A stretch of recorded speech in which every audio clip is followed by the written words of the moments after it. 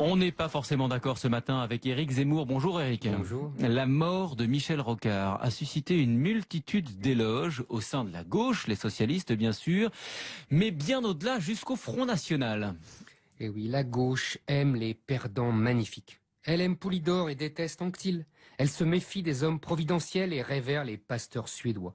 Elle entretient avec le pouvoir des rapports hypocrites que les puritains ont avec le sexe. Elle célèbre Michel Rocard comme elle adule Pierre Mendès France. Sa lutte haute en couleur avec Mitterrand fait une dernière fois le bonheur des médias. C'est la victoire 100 fois comptée de la belle langue sur le jargon, de la politique sur l'économique, du féru d'histoire sur le technocrate.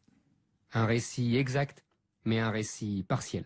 Car Rocard a été battu politiquement par Mitterrand, mais il l'a vaincu idéologiquement.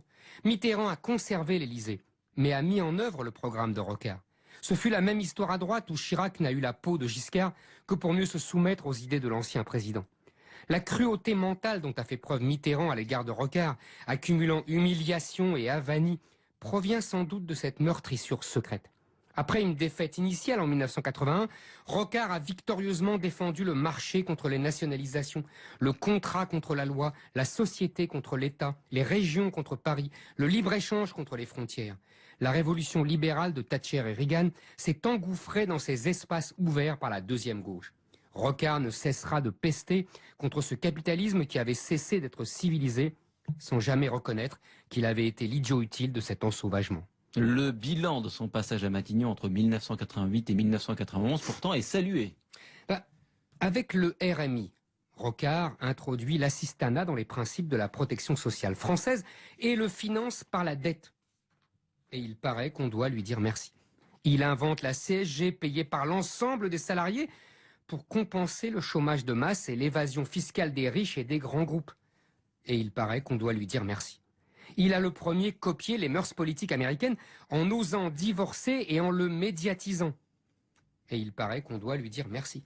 C'est lors de son passage à Matignon que les communicants ont définitivement pris le pouvoir dans l'État. Et il paraît qu'on doit lui dire merci. La France ne peut pas accueillir toute la misère du monde, mais elle doit en prendre fidèlement sa part. La première partie de cette phrase est sans cesse citée pour attester du réalisme de l'ancien Premier ministre, alors que c'est la seconde partie qui explique son soutien quelques jours avant sa mort à la politique de Merkel en faveur des migrants.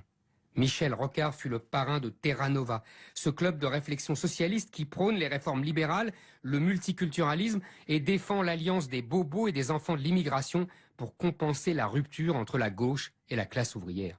Délocalisation, accroissement des inégalités, immigration de masse, le divorce entre le peuple et la gauche est le fruit des victoires idéologiques du rocardisme. Mais c'est le secret le mieux gardé de la gauche. Lorsque le jeune Michel refusa de passer le concours de Polytechnique, lui préférant Sciences Po avant d'entrer à l'ENA, son père, immense scientifique, lui coupa les vivres. « Tu vas apprendre à baratiner », tensa le paternel furibond. Et si le père de Michel Rocard avait eu raison?